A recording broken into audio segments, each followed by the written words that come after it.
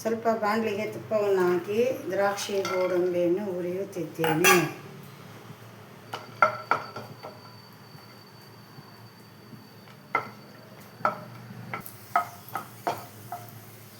ಈಗ ಇದನ್ನೆಲ್ಲ ಪಾತ್ರೆಗೆ ತಗೊಂಡು ಇಟ್ಕೊತಾ ಇದ್ದೀನಿ.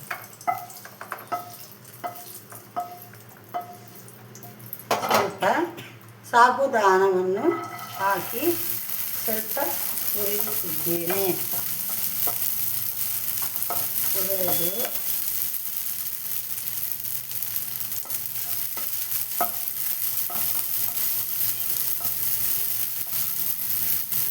ಇದಕ್ಕೆ ಸ್ವಲ್ಪ ನೀರನ್ನು ಸೇವಿಸುತ್ತಿದ್ದೇನೆ.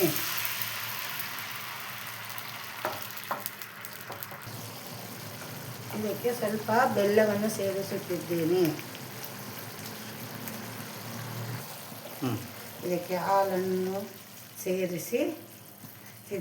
ನಂತರ ಇದಕ್ಕೆ ಸ್ವಲ್ಪ ಏಲಕ್ಕಿ ಪುಡಿ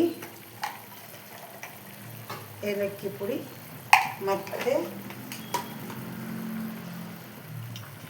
ಒಣ ದ್ರಾಕ್ಷಿ ಮತ್ತು ಗೋಡಂಬಿಯನ್ನು ಸೇರಿಸಿ ಇದ್ದೇನೆ.